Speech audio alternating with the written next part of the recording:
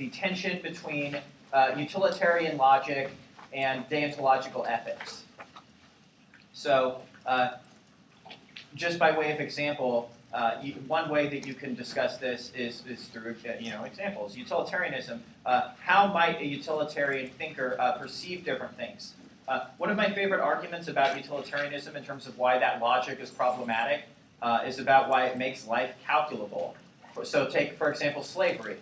If you thought like a utilitarian, you would not have a problem with slavery because slaves did not constitute the majority, and what slaves did was considered instrumental to the majority. So that is an example of a way to problematize utilitarian logic.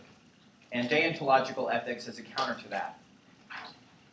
In terms of getting really advanced at the critique, I think that it would be advantageous to move a little bit beyond that. One of the things that I liked to do, and you certainly by no means have to do this, but I thought it was useful to try to reconcile these two competing perspectives.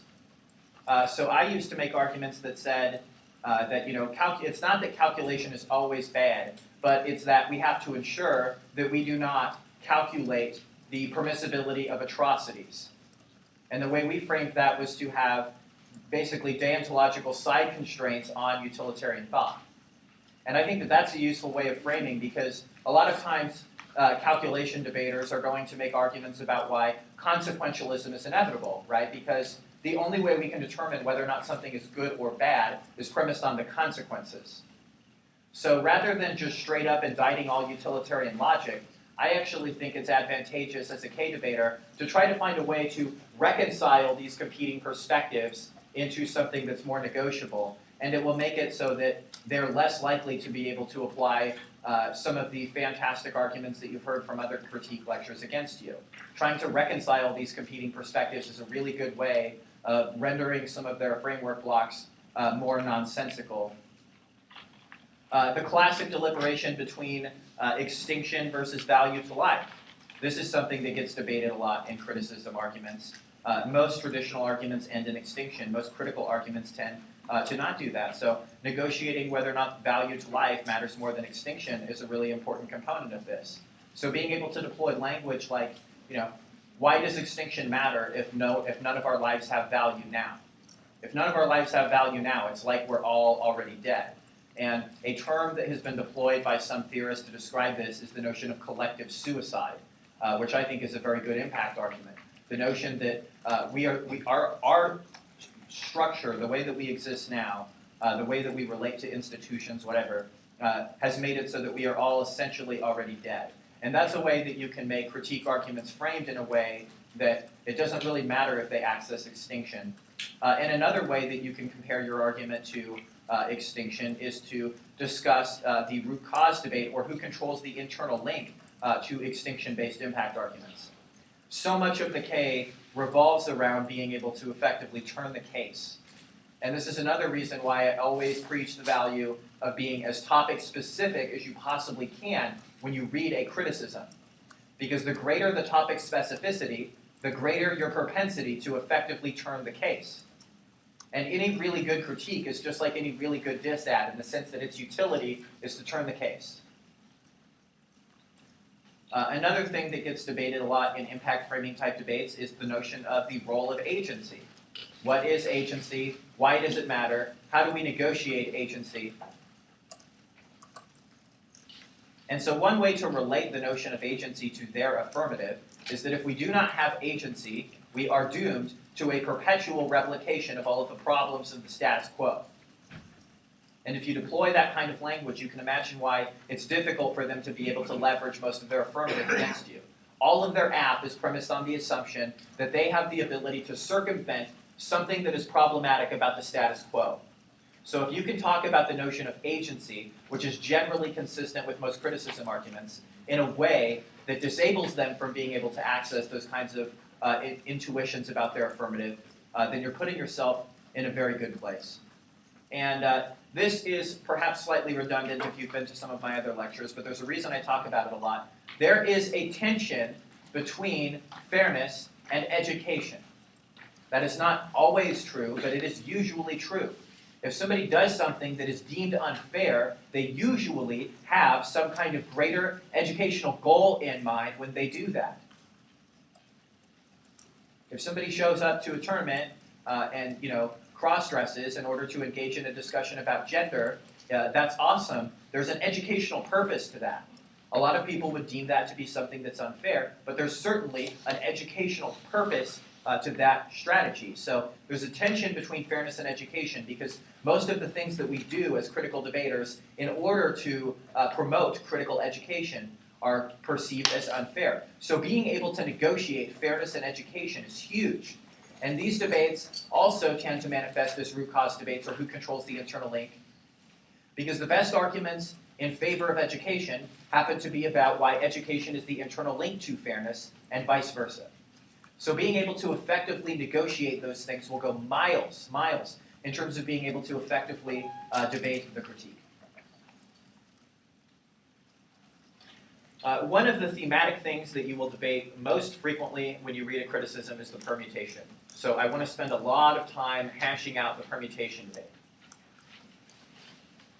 The best way to debate the permutation is to read disadvantages to the permutation. And a lot of people don't think about it this way, but disadds to the permutation are very, very effective ways of being able to disable these arguments.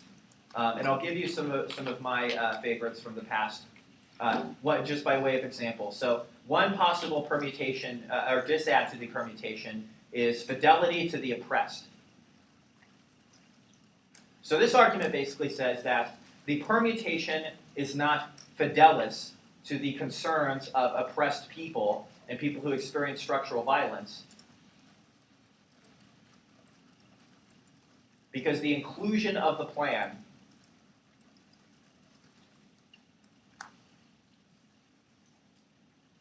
renders the oppressed oppressible. So you want to read disadvantages to the permutation, and that's one of my historical favorites. And of course, that relies on how topic specific you are. It relies on whether or not your K turns the case, because the way that you can demonstrate that the inclusion of the plan is problematic, which is what you're trying to demonstrate when you're debating the permutation, that the inclusion of the plan is problematic. One of the ways that you can do that is by deploying arguments like this. Another common one that I like a lot is footnoting. So this argument essentially says that the permutation has the effect of footnoting the alternative.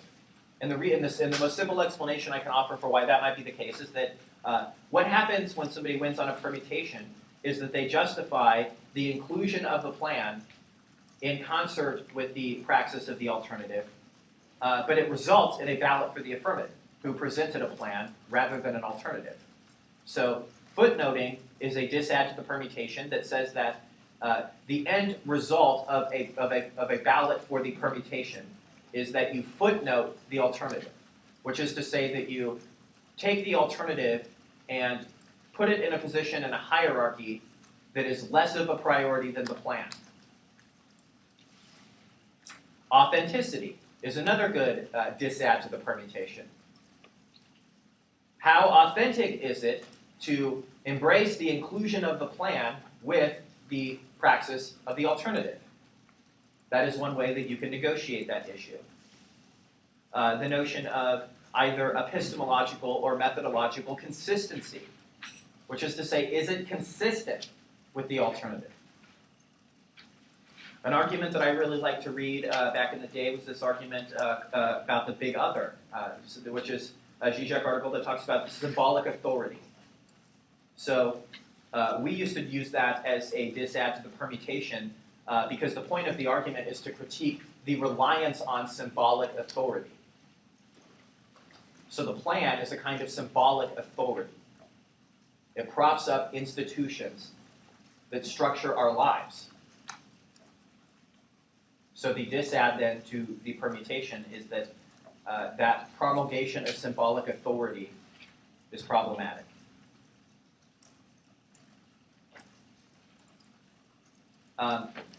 Just a question of personal preference. I tend to usually think that statism is one of the most wildly unsophisticated arguments in debate. But I will say that I think it is particularly applicable in the case of generating disadds to the permutation.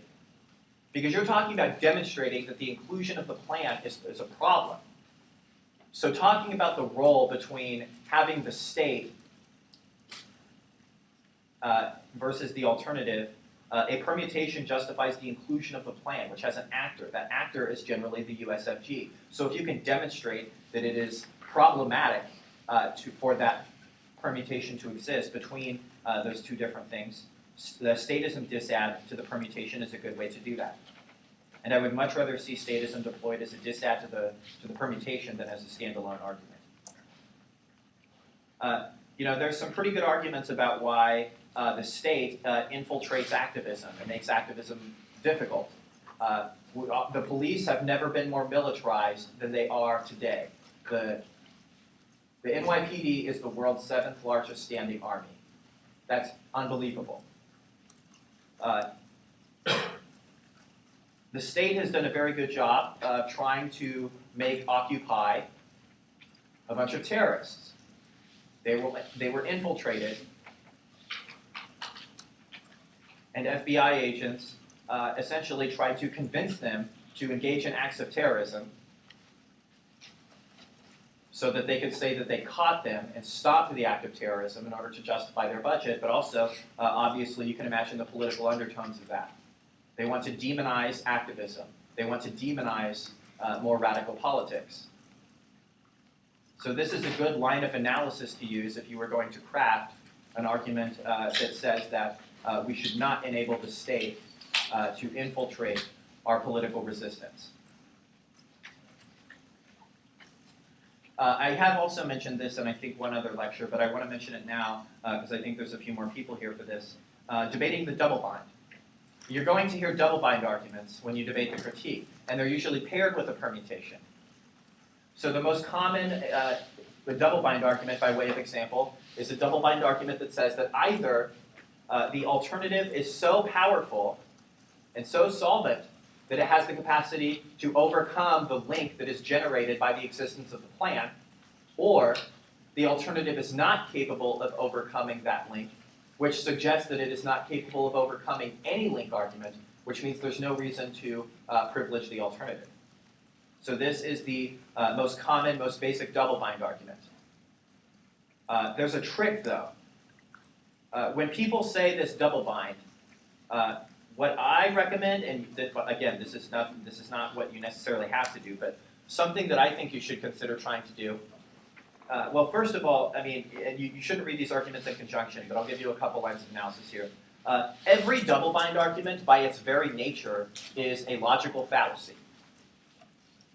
It is. It's an either-or. You're saying there's this extreme and there's this extreme, and you intrinsically have to be one of them. That is fallacious logic. That is literally a logical fallacy. So there's that, and I think that that's pretty good defense. But don't do that with the trick I'm about to give you, because then they can concede that it's fallacious in order to get out of the double bind trick. So the double bind trick is to say, you're absolutely right. My alternative, the portion of the double bind that says that my alternative is so powerful that it overcomes any link possible, that part of the double bind, 100% spot on. Absolutely true. We concede that. Our alt is so powerful that we solve every link argument possible. The conclusion that you derive from this is incorrect. You say this justifies the permutation. A couple problems with that. First, there's no justification for the permutation without a net benefit to the permutation.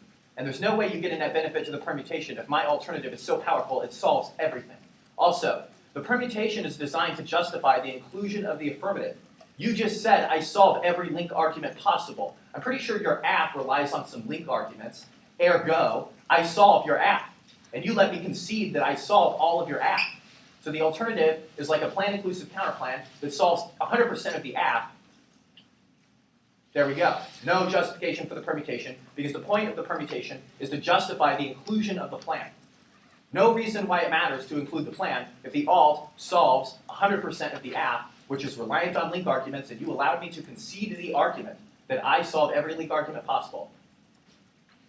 This means all I have to win is just like a counterplan that solves all the app. You only have to win a very, very, very small risk that the inclusion of the plan would disrupt the capacity of the alternative to be solved. And it also means they get 0 defensive arguments at this point. All of the defense they have read is now fundamentally irrelevant. You are conceding that your alt solves every link argument. No defense.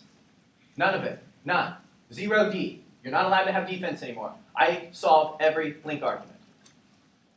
So don't do that trick in conjunction with other corollary defense, because then they can just concede, oh, you're right, it's fallacious logic, so the double bind trick doesn't matter. Don't do those things in conjunction, but I want you to think about the double bind that way. A lot of people bank on the double bind. You'll hear the double bind as a K-debater in virtually every K-debate that you have. So think beyond that and try to think, how can I use the double bind to my advantage? And that, I think, is a good example of a way that you might be able to do that. In order to be, I should actually mention this too. In the same way that there are disadds to the permutation, there are also disadds to the alternative, which I think are one of the most effective ways to answer the critique and debate the critique that way. So a couple examples here. I think there's a pretty good argument to be had in the case of a lot of alternatives that they're an attempt to carve out ideological purity. And there's a lot of reasons why that's not a very good idea.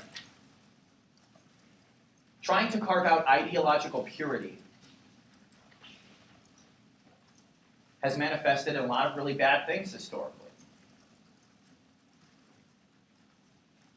And there has to be some level of reconciliation and solidarity if we're going to accomplish anything. So that's the line of thinking with this disadd to the alternative. Essentialism is another good one. Critique teams oftentimes do debate in a way that is essentialistic. And it's minimalist, it's reductionist. They're reducing the world to a specific concept that they will claim permeates everything. And there's a reason why, right? I mean, racism, classism, sexism, all of these isms are very powerful, pervasive things. There's lots of bad things that are not isms. Homophobia comes to mind. So these things are really pervasive, which is why critique debaters, when they talk about them, tend to talk about them in a way that suggests that all of the bad things in the world are reducible to one specific problematic thing.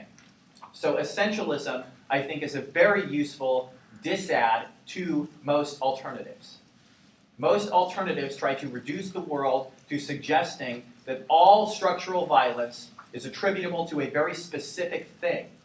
And most of the time, that is not very accurate.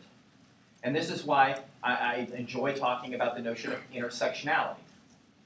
Intersectionality is an argument about why structural violence is not so simple as to say racism is the root cause, or classism is the root cause, or patriarchy is the root cause. As a matter of fact, it's more complicated than that. Some of these different kinds of structural violence are mutually reinforcing. You haven't done much reading if you don't think that there's a relationship between classism and racism, for example. So intersectionality is an argument that discusses that. And I'll talk about that in a little bit more detail when we talk about bell hooks later. But intersectionality is a concept that you should sort of familiarize yourself with.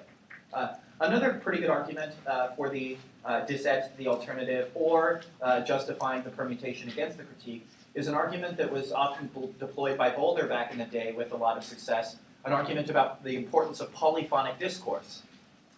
And their argument was, it was kind of like ideological purity, but just a little bit distinctive, because their argument was that if we don't try to enable polyphonic discourse, a multiplicity of different perspectives, then that is the logic of totalitarianism. That's how we empower really problematic value structures. When we don't enable discourse to be polyphonic, which is to say that a multiplicity of different perspectives and voices are heard, then that manifests in really bad things. One of my teams had a fair amount of success reading Hegel arguments to justify the permutation. Because the point, Hegel's argument is that we actually don't need ideological purity. What we need is to have a thesis and an antithesis with which we can derive a synthesis. So you can imagine why that chain of thinking supports the permutation rather than the alternative. And that's kind of a juxtaposition argument, which is a term that you'll hear in permutation debates. Juxtaposition is the notion of comparing two things in order to understand their relationship to one another. If there wasn't a PMC and we just had the LOC, nothing you said would make sense because it requires a certain degree of context that is based on its contestation with what was already said in the PMC. So these arguments say that there is a certain reliance on the PMC in order to generate those arguments. Commonality and the notion of openness is another good disadd to the alternative. So much critical literature is about engagement with the other and being open, and so many alternatives are inconsistent with that, that's something that you can exploit. Because it really doesn't make much sense to read a criticism that is all about being better about how we treat difference and being open to the other, and an alternative that says reject you. Those things are inconsistent. Those are incongruous with one another. And so that's something that you can exploit in order to either read a disadd to the alternative or a net benefit to the permutation. And I'll also say that a lot of disadds to the alternative can cleverly be framed also as net benefits to the permutation. So there's a relationship there that you should be aware of.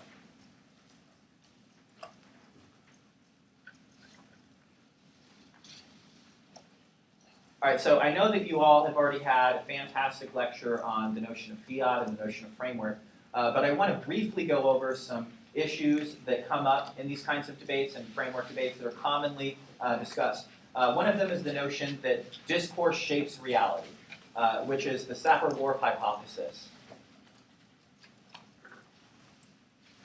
So is it that reality is constructed and created as a result of things that are discursive, or is it true that by virtue of reality, we construct language in order to make sense of those things? So there's a debate to be had about that. The Carol Cohn study is a really good example of the Sapir-Whorf hypothesis. Cohn immersed herself in the language of nuclear weapons and the weapons industry, immersed herself in the military-industrial complex. So after a certain period of time, she started using language like casualties of war, rather than talking about it in a sense that's real, where you're talking about actual people who are dead, right? So the language that was used in this kind of arena desensitized and sort of sanitized some of the violence that we were conducting. So, and Cohn discovered that when she was immersed in this, nuke speak, this techno-strategic discourse it's often referred to, when she was immersed in that, she discovered that she became less empathetic and less compassionate.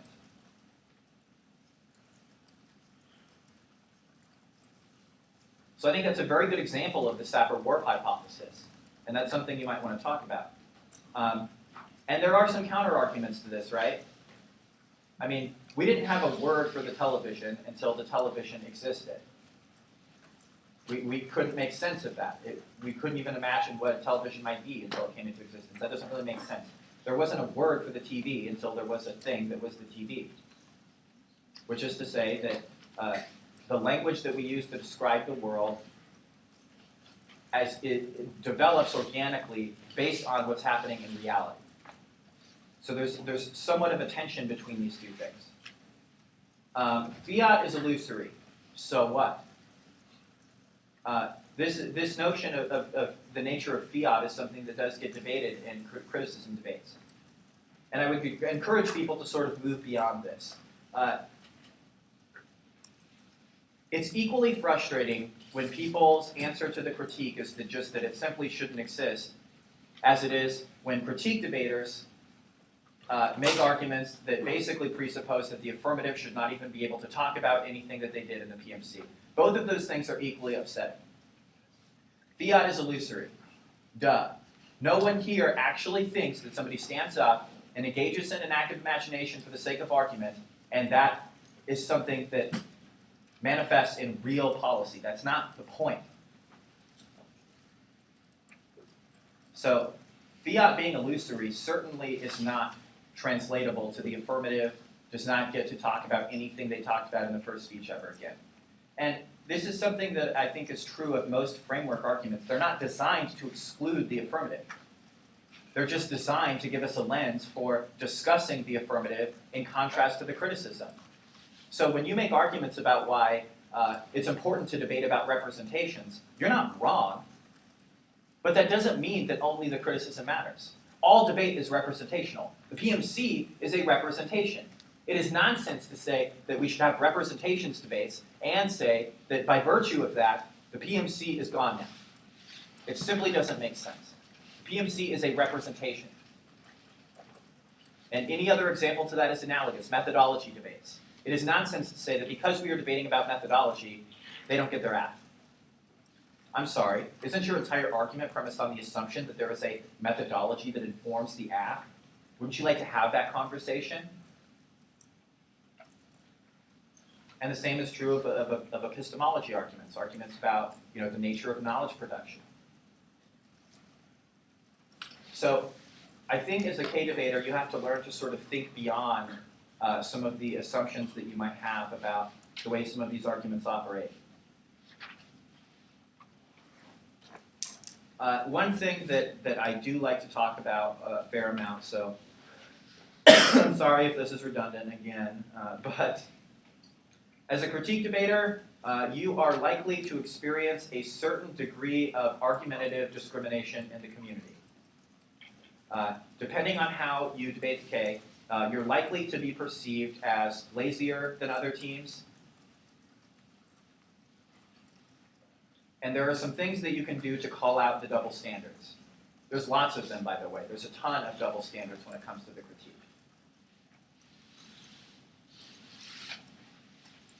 You need to be effective as a good K debater at calling these things out. And when you do, and people sit back and think, oh my gosh, I was operating under that assumption, then they'll look really bad. You will generate sympathy for your cause if you are capable of pointing out the double standards that are common in the activity. And there are lots of them. There are lots of them.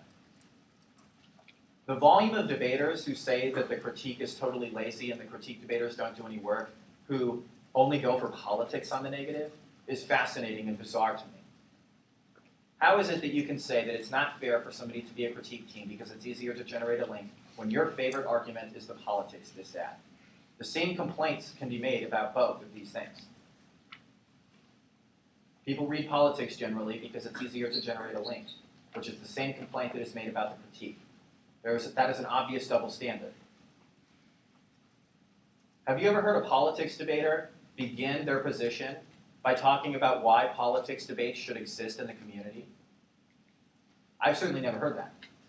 I've never heard anybody stand up with a traditional app and read arguments about why they should be allowed to do so before they do it.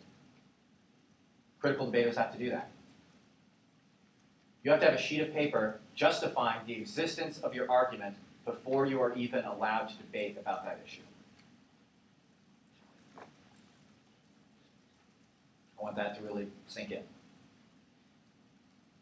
Now, on the other hand, critical debaters are very good at pointing out why other people need to justify the assumptions that inform their arguments, and they're not always good at holding themselves to the same standard of being able to justify the assumptions that have informed their argument. And if you're a critique debater, I hope damn well that you can justify that your argument should exist in debate. And if you can't, you should put more thought into it or find a different argument, because that's something you're going to have to do. So call out the double standards. I read a critical app one time where somebody read a straight-up object fiat counterplan. Said that imperialism will dissolve itself. What? Okay, if I read an app where what I was doing was taking some specific course of action to try to stop genocide, and somebody read a counterplan that was genocide will stop everywhere, there would be outrage that counterplan was read. It fiats the object. It skirts discussion. It disables us from being able to talk about the actual ways that we can materially affect the kinds of things we talk about.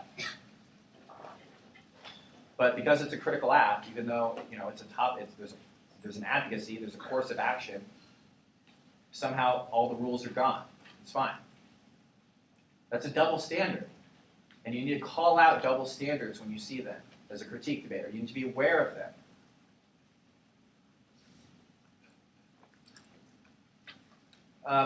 I want to give you some examples of things that distinguish critical arguments on the affirmative from critical arguments on the negative, because the roles and responsibilities that you have as a critique debater are substantially different depending on what side you are on. And I always say that I think that it's best to read a critical affirmative that is premised on the veins of critical literature that actually do affirm the topic. And as a K debater, I would hope that you would do enough work and read enough critical literature to be able to take a topic and generate a topical critical affirmative. It is a good thing. It's good for you because you're reading more literature, you're doing more work, you're getting more out of it. It's good for the argument because you will not be easily labeled a lazy critical debater. It's good for the argument because it makes our arguments better, more sophisticated. It makes us more informed. It makes us better citizens. So be well-read and try to read critical arguments that truly affirm the topic if you're apt. And on the negative, I would say the same thing. Try to find arguments that authentically engage topic-specific criticisms. You're more likely to be able to turn the case that way, so there's strategic reasons why you should do it, but there's also a lot of educational value to doing that.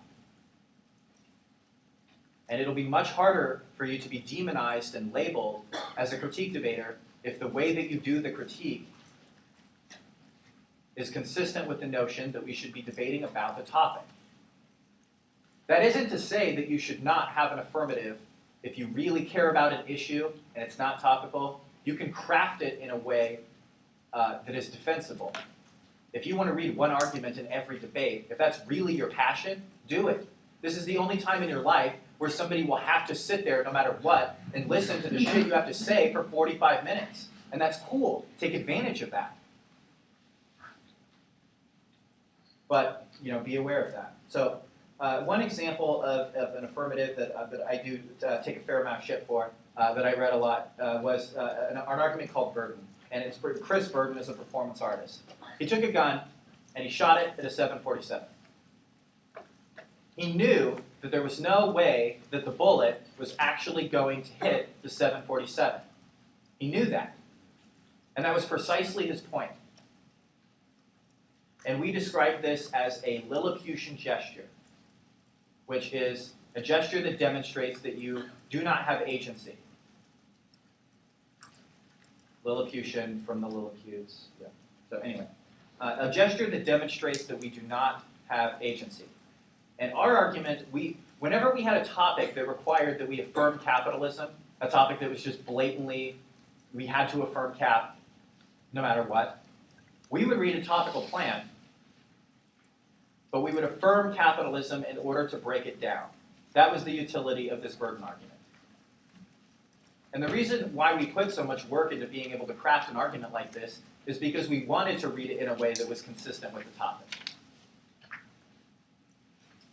So we affirmed capitalism in order to break it down. So the reason we affirmed capitalism, the critical purpose of why we affirmed capitalism, is to say, look, we're Marxists. We don't like capitalism. We think it's evil. We think it manifests in every kind of structural violence possible. We think it destroys the environment. We think it's a dangerous perspective.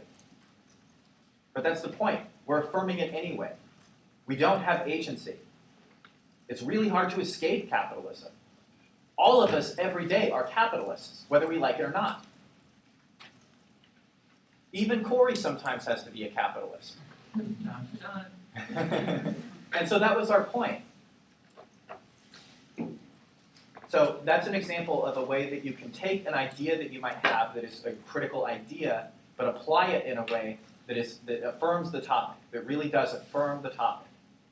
And it takes a little bit of spin sometimes, it takes a little bit of creativity, but it's certainly possible.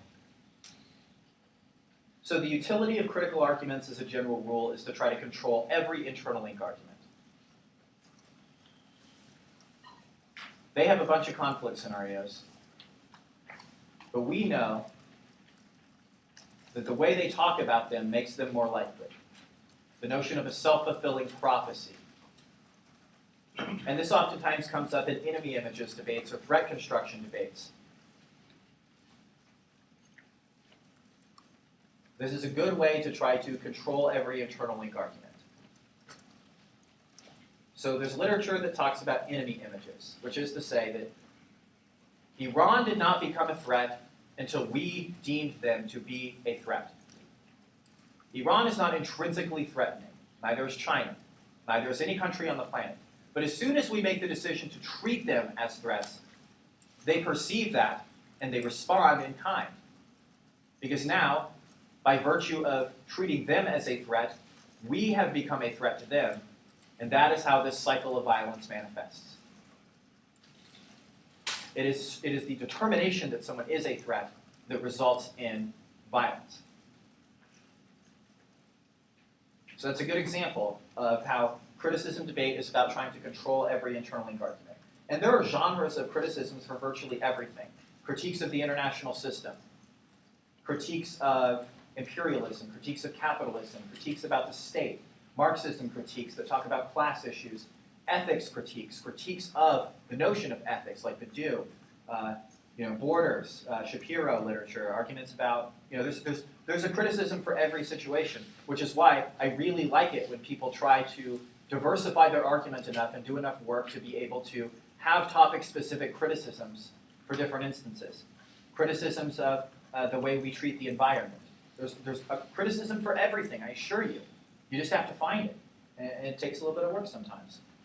One thing that critical debaters find themselves grappling with sometimes is the decision of whether or not to do a short shell K versus reading one off. So I want to speak to this really briefly. So most short shell critiques are designed to be read in conjunction with other arguments, disads, counterplans, topicality, whatever. That's the point of a short shell K. One off is just where you simply read one argument, reduce the entire debate to your criticism right from the beginning. And there are different situations in which you might want to adopt different ideas about this. For example, if you have a critique that is unlikely to link to any of your disads, it might not be a bad idea, if you can communicate it as a short shell, to do that in conjunction with maybe a couple disads. If it is very difficult to be able to read an argument that, if you have a criticism argument that you think is really cool, but you think there's pretty much no way you can read a disad and be consistent with that, then in that case, it's probably a much more desirable option to simply reduce the debate to that issue from the beginning and read one off.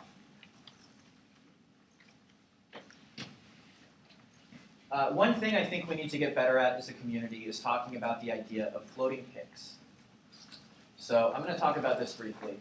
A floating pick you should think about like a plan, like an alternative that is plan inclusive. And a couple of examples of this that I've seen. Long Beach used to read a meditation argument, a sort of Buddhism argument, and what they said, their alternative text was to do the plan without privilege and meditate over its implications. To do the plan without privilege and meditate over its implications.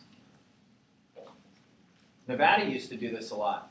They would read alternatives like do the plan but reflect on its implications on ecology, environmental critique, whatever. I've seen them do. I debated this very issue, in fact, against them, where we went for floating picks, and they had said that they had never even heard anyone call them out on that before. So it was surprising to me, but I think we have to have this conversation as a community. It's important. Alternatives that include the plan are obviously theoretically problematic, right? You can think of why. If the alternative includes the plan, how is it possible for the affirmative to be able to use their PMC against the criticism? And is it really educational and desirable for the negative to not even have to make arguments about why the alt solves the aft? They just get to do that by virtue of including the plan. Because they have a text, they don't even have to have a debate about whether or not the alt solves the case. And don't get me wrong about this. You should make arguments about why your alternative solves the case. But you should have to actually make arguments about that. you should not get to say all of their plan in your alternative text. That's no different than a plan plus counterplan, which nobody thinks that's a good idea. Nobody thinks that's a good idea for very good reasons. So I think we need to get better at debating about floating picks, and I would encourage you to put a lot of thought into that. If somebody reads an alternative that includes the plan, you need to call them on that. That's not debate. They should debate you.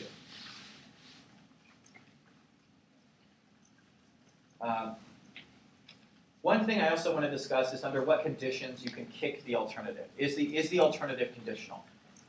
And this has become an issue a couple times because sometimes a team will predicate all of their strategy on the alternative. 3 or 4 disadds to the alternative, a bunch of reasons why the alternative doesn't solve, and then moving on. And I've seen debaters effectively retort to that by kicking the alternative, rendering every answer irrelevant, and going for the argument that the K operates in the apt framework, and the K turns the case. So treat it like a disad.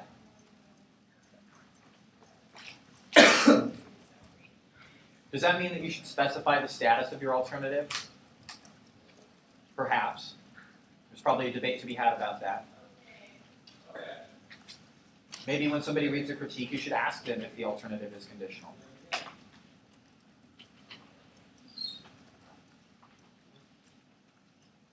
So I would encourage you to build arguments that try to stick them with their alt.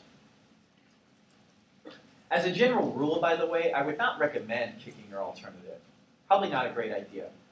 Clever if all of their arguments are contingent on the alt. However, the alternative is how you generate uniqueness when you're a critique team. That's theoretically how you derive uniqueness for your argument, just like a disad counterplan combo. So it's not advantageous to kick the alternative, in my opinion.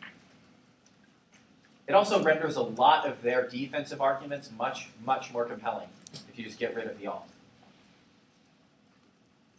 And how are you going to make arguments about why the alternative solves the case and go for those if you get rid of the alt? So I think if you're using the alt to its fullest utility, then you should never want to get rid of it.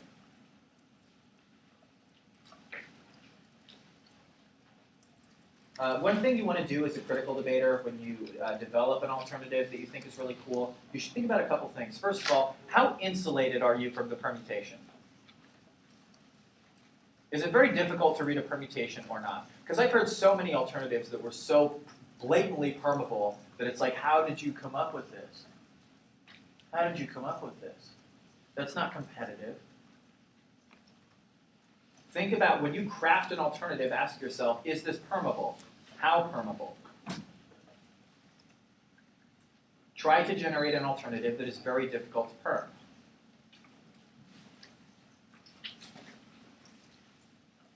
If your alternative is something to the tune of do nothing about the crisis of the affirmative, that's a little bit more difficult to read a permutation than an alternative that's imagine the end of capitalism. Right? A little bit more permeable. We can probably do the plan and still imagine stuff. One thing that you're going to sort of negotiate as a critical debater, or when you're answering the critique rather, is the notion of a link of omission. And that's something I think we need to talk about too. And it brings to light the need to be careful about the framing of your argument.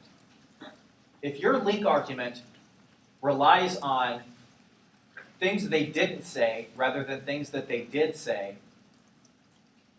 then what you have just done is a link of omission. And if you do that, you should encounter theory arguments about why that's problematic. You did not talk about X or Y is not a link argument. The way you talk about X or Y is problematic for these reasons is a link argument.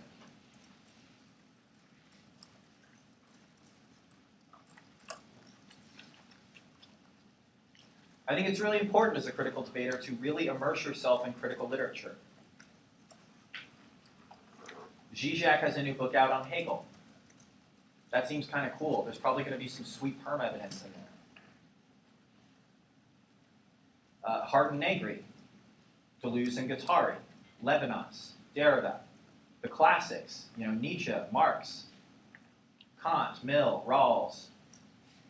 There's tons of literature about this stuff. Read the classics in terms of philosophy, and read the things that people have said about the classics that constitute the critical veins of literature that are more popular now. It's probably very difficult to be a good critique debater if you have not read a lot of critical scholarship. So immerse yourself in the literature. Read Badiou. Read Judith Butler. Read Bell Hooks. I highly recommend reading Bell Hooks. Read Spanos. Immerse yourself in the literature. Bell Hooks is particularly good when you're talking about intersectional scholarship, the notion of intersectionality. Bell Hooks is a very hardcore feminist, and she's very smart. She's a great author. But, very cognizant of the fact that everything is not reducible to patriarchy. So if you want to learn about intersectionality, if you want to do it the same way I did, read a bunch of Bell Hooks.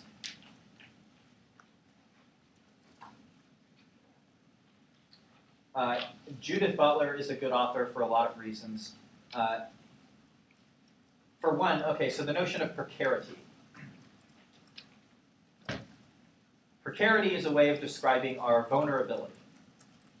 So we might say that if the least advantaged members of society are certainly in a more precarious social location than people who have jobs on Wall Street. So I think reading Judith Butler is a really good way to start thinking about and talking about that very notion, the notion of precarity. She talks a lot about that. My senior year, we cut a really interesting critique from, at the time, what was Butler's most recent book, and it was about the notion of terrorism. And it was a critique of terrorist discourse, but it was very specific. It was about sexuality. And there was a chapter there about some of the things that happened at Abu Ghraib. And it's a very good read. And we deployed this argument to critique people who talked for the way they talked about terrorism.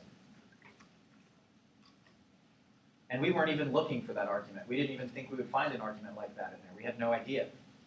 So sometimes when you look at scholarship, you'll find things that you totally weren't anticipating. You get totally new ideas that you didn't even expect to have. So immersing yourself in the literature is a really good idea. That will be the vehicle by which you make a lot of topic-specific criticisms.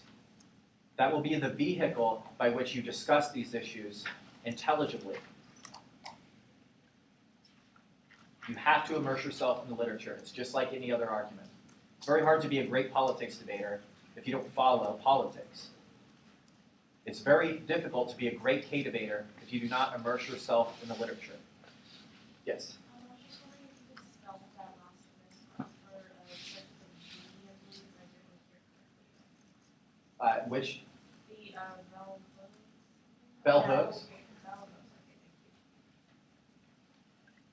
thank you. All right, so there's not a lot of time left, and I want to make sure that I'm able to answer any questions you might have about critique debating. If you have any examples or frames of reference of like, oh, I've been in this debate and something weird happened, do you have any insight on that or anything? And this is debate camp. I'm sure some of you have questions, and everyone else can learn from your questions, and no question is a dumb question. So if you have any, I would be happy to answer them. Yes? Should you always try to prune the critique if you can? Yes. When you're impacting disadds to the permutation, how far do you go with that? How do you terminalize? It's a good question. Like, to what extent do you try to terminalize, or do you link Yeah, it that's back a really and good question. critique To be impact? honest, it's actually fairly simple because most disadds to the permutation, the impact is as simple as saying that it renders the alternative incapable of solving anything. The terminal impact is just your K impact. Because the effect of the, so I mean, that's how we read these arguments a lot. You don't really have to get too clever with the impact argument. The impact you read in the LOC when you read your critique. the result, the terminal conclusion of the disadd to the permutation is that it results in the alternative being incapable of resolving whatever impact argument you have discussed. So as a general principle, you already have the impact to the disadd to the permutation. You just have to explain that. Yes? If you kick the alternative, if you are already articulated that you're an internal link to the entire app solvency, you know, or like whatever one of those arguments, then why would you want to go for their framework instead of just keep arguing your framework? If, you know, like reps or whatever, you know, like probably where we can both meet and debate. So if we say reps, why would you try to say that you function in their framework? Well, I don't think that strategy is necessarily contingent on whether or not you keep your framework or not. But when you kick the alt and try to go all in on your argument as a case turn, you usually don't need your framework, because if you turn their case, even if they win their framework, they're still going to lose. So it's not really, do you see what I mean by that? Yes? Is there a author who consistently writes about the collective suicide that you mentioned? Yeah, I will put together a reading list, and I will include an explanation of that scholarship in there. So I'll put a little star asterisk there and be like, hey, this is where you need to go to find this. Yeah? On the double standards, last fall we were running into roll of the ballot arguments a lot, and that always really frustrating. It's like, see the double standard, I just didn't have like a good way to argue it. Okay. Yeah, I mean, calling out the double standard is really important. You know, it really is. There are a lot of them. You will encounter a lot of them. If you commit to being a K team, you will be shocked by the volume of times that people tell you that you don't belong in the activity for a variety of reasons that they are equally guilty of with non-critical arguments. So being able to identify those things and call them out for it is very, very important. And also good for the community to call that shit out, too. I guess, but beyond that, what's like an answer for like role of the ballot arguments beyond just, well, you never have to talk about your role of the ballot when you're running a politics disadd? Well, you mean why the K should have to enumerate a role of the ballot argument? Yeah, like what, like an answer to why the case should have to beyond just, Well, I mean, this is a double standard. I actually think it is usually advantageous to discuss your argument in relation to the ballot. So maybe I'm on a different side of that camp, but I think it is actually advantageous for you to discuss the role of the ballot when you discuss your argument. I might, I suppose, disagree with that part of it. I would not say that maybe that's kind of a double standard, but I think disadd debaters usually talk about their argument in relation to the ballot too. They just do it in a slightly different way. I think it is generally advantageous to actually have that conversation.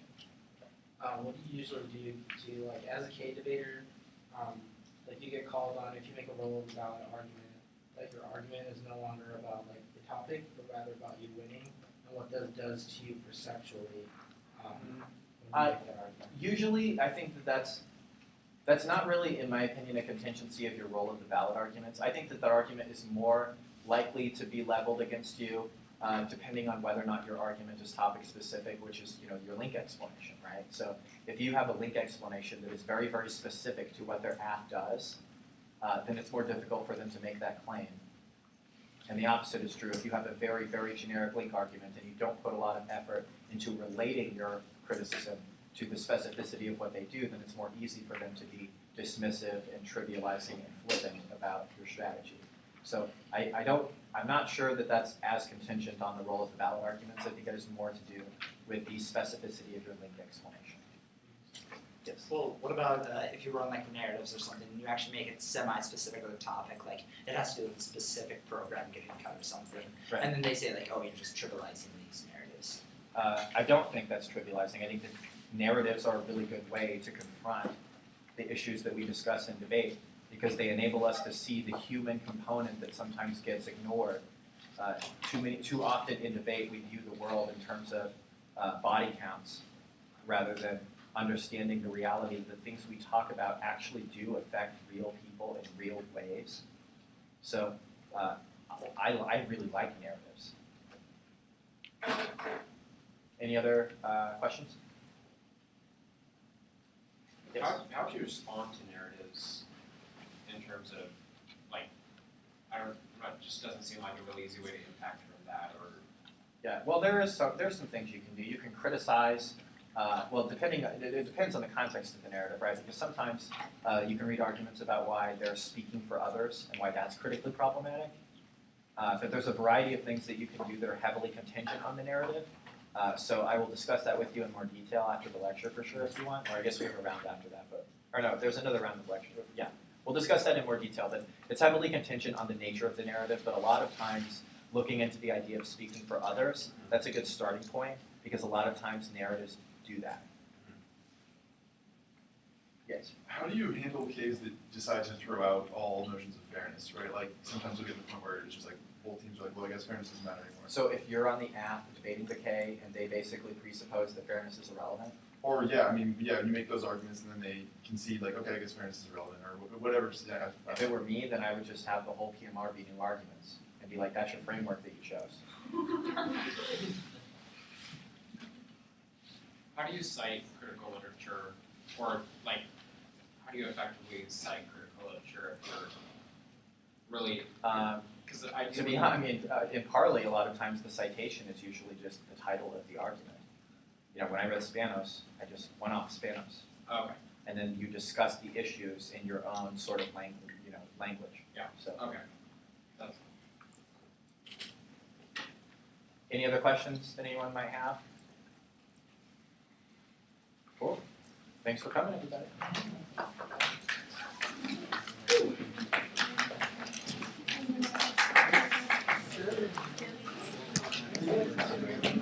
I don't.